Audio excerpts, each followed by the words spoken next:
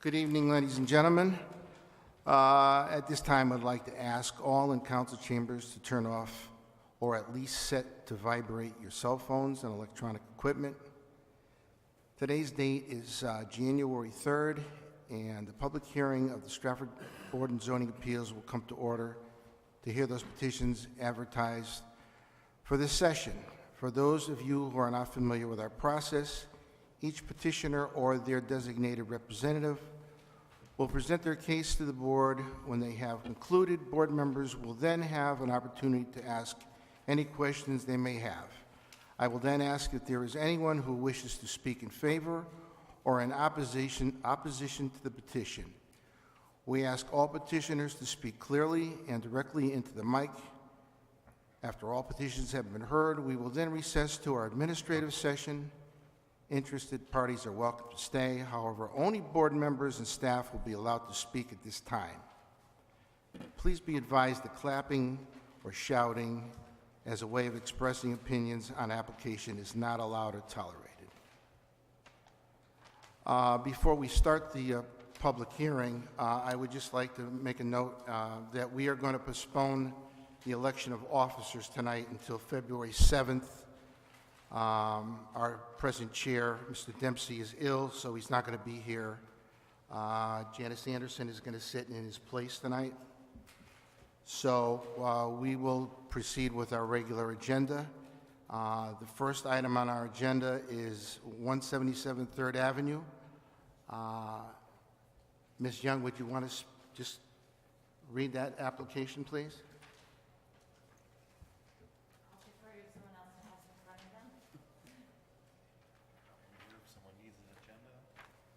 Thank you for your deferral, Ms. Young. Item number 177 3rd Avenue, petition of William and Sandra Tripodi, seeking a waiver of allowable lot coverage per section 4.2 to construction an addition of a garage in an RS4 district. Hardship noted is non-conforming lot area. Thank you. Is the applicant here, present? Would you please come up to the podium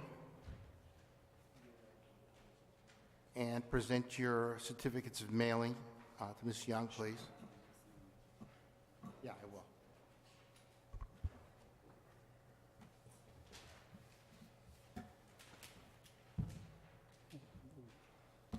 Thank you. And just state your name for the record, and then we can hear what you have to say. Sure. Happy New Year. Good evening. I'm Charles Marquardt. I'm a lordship resident and architect representing the Tripodis, Bill and Sandra. We are applying to the Board of Zoning Appeals for a variance of the Town Stratford regulations on section 4.2 for a variance of lot coverage to allow an increase overall of 175 square feet from the existing non-conforming lot coverage on property located at 177 3rd Avenue in an RS4 district. The proposal removes an existing rear deck and garage, the garage being placed with a non-conforming side yard setback, and proposes a small rear addition and detached two-car garage. Copies of the plans are on file. But basically, the new proposed garage then is conforming and provides better drainage, and but basically our hardship was just the small lot and existing garage creating a problem.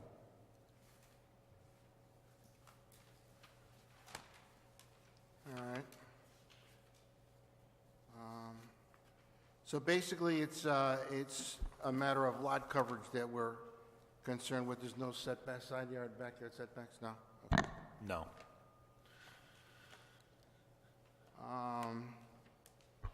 Are there any questions from the commissioners? Celia.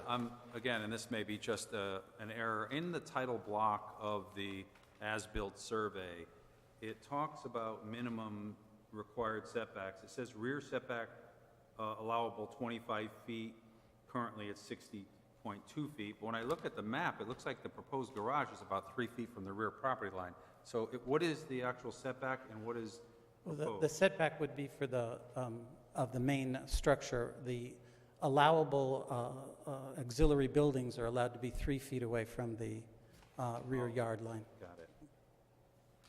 Yep, Thank that's you. correct. Yes, Ms. Young. That was my question. I thank you for correcting on the record the answer to that.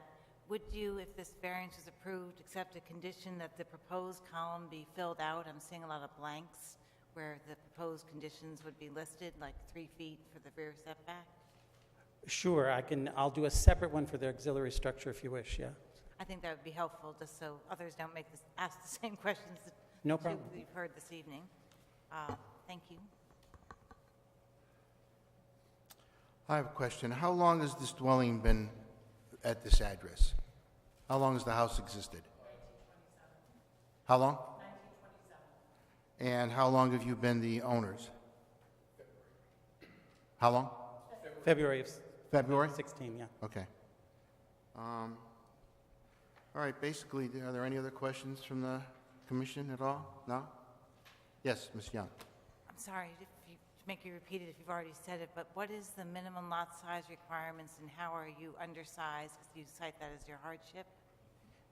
Yes, just the minimum lot is typically 7,500 square foot in a RS4, 7,500 square feet, and in with a 60-yard front yard, or historically 50. In that area, a lot of them were 50. But what we have is 6747, so 6,747 square feet of lot. So it's about 1,000 less, basically. And if you know, would this same configuration with your proposal have met the compliant requirements if you had 7,500 square feet of lot area? No, it wouldn't. It is over. The existing was over. It was non-conforming. Let me rephrase. If the lot itself was 7,500 square feet and we did the math to take your proposed conditions to see what the coverage would be on a 7,500 square foot lot, would it comply? That's what I was trying to answer. No, it would not. It would still be over. And your hardship again is? Well, it is the lot size, yes. But it's, it's close. We're asking for an additional coverage to allow a non-conforming garage, which we would replace with a conforming garage with the appropriate auxiliary side yard setbacks and place it on the site better so that the lot could be accessed better. So that would basically be our reasoning. We would improve the site, yeah. So just to make sure I heard you correctly, you're offering, in addition to the non-conforming lot size as your hardship, a reduction in non-conformities? Well, I'm just saying that what we would do is, a benefit would be that to adjacent properties is that we would be conforming in our auxiliary garage placement, whereas right now it doesn't. And it would improve the functionality for the new owners because it would allow them to access the yard better and leave the yard versus, it was poorly placed.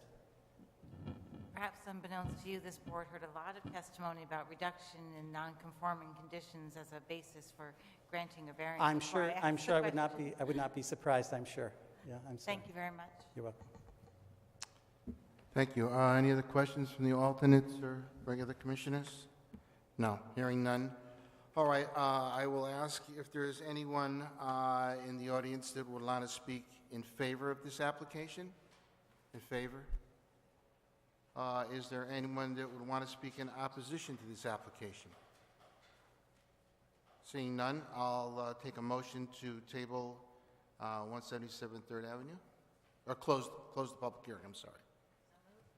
Motion by Ms. Young. Seconded. Second by Mr. DiCilio. Any further discussion?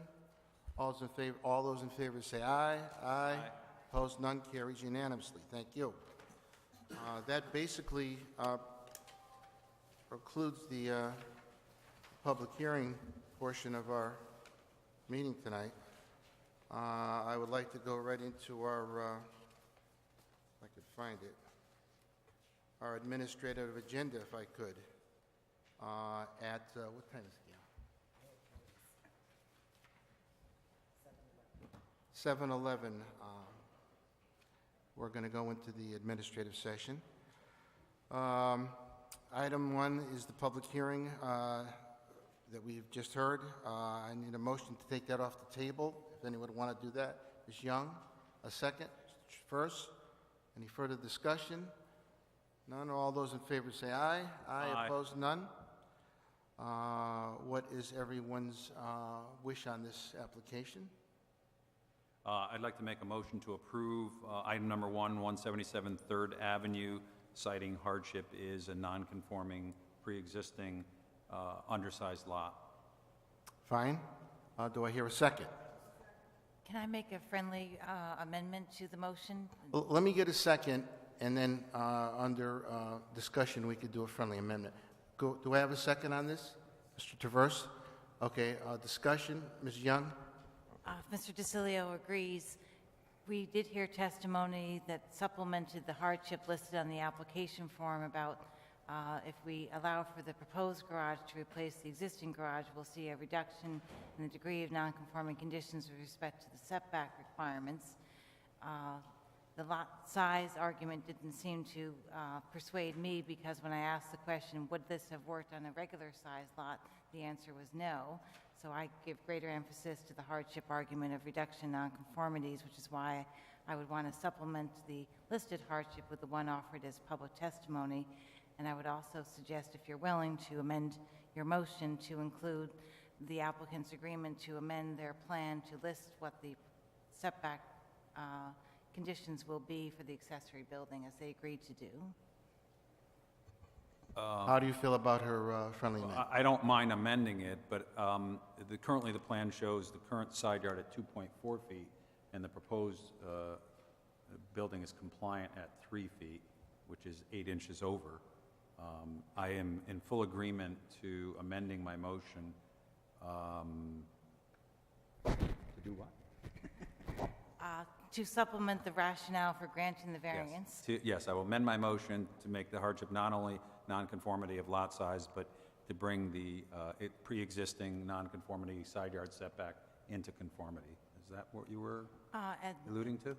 It was the reduction in the degree of nonconforming conditions of the Okay. side yard setback, and then there was the offer made by the applicant to revise their plans prior to a zoning permit, if that's the next procedural step, Right. to list the proposed setbacks for this accessory building, which is not currently listed on their plan. So be it. Thank you. Any problem with that, Mr. Traverse? You seconded it? No. Okay. No. Great. Thank you. Okay, hearing that, I'll ask again, all those in favor say aye. Aye. Aye. Opposed? None? Carries unanimously. Thank you very much. You're all set. Approval of the minutes of December 6, 2016. I looked them over. They looked okay to me. And anyone want to make a motion to approve? Ms. Young, a second. Janice Anderson. Any further discussion? Hearing none. All those in favor say aye. Aye. Carries unanimously. Actually, Mr. Chairman, I'd like to abstain from that vote because I was actually on. Okay, that's okay. All right, then it would carry 4-0. Should Ms. Anderson be seconding the motion if she wasn't here? Pardon? Oh. Okay.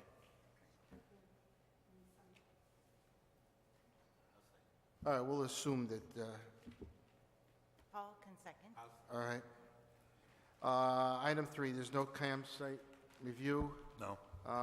Item 4, members concerned and comments. Yes, Ms. Young. Thank you.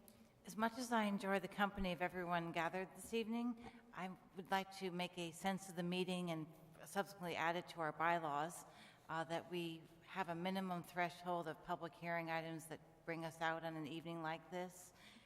Where I work, we have at least a 2-application minimum to generate the need for a public hearing and the utilization of town resources such as the staff, the building, the equipment, and all the things that go into getting a public hearing together. And so going forward, if there's a majority that agrees with me, I would like to have at least a 2-application minimum for when we convene a meeting, or else seek an extension if we only have one from the applicant and postpone that application until we have at least 2. Is that possible? Sure. It doesn't conflict with the request of an applicant in terms of timing or anything like that? No, we have 65 days to hear any application. Any application that comes in, the board has a minimum of 65 days. Okay. Yeah, I don't have a problem with it. Yes, My only comment would be that an application not be delayed greater than 1 meeting. So if an Yeah. applicant comes in January to be heard in February, and there's nothing except that one item on the agenda like tonight, then you postpone it till March. But if there's still only one, I think we would need to hear it to be, Yeah, how does not that sound? request Yeah, from the applicant I think that's an more than extension fair, yeah. on the 65-day statutory provision. I would also add, as an amendment to my own motion, a friendly amendment to my own motion, that if the staff sees some exception to our rule that makes sense to him, I defer to utilizing his discretion.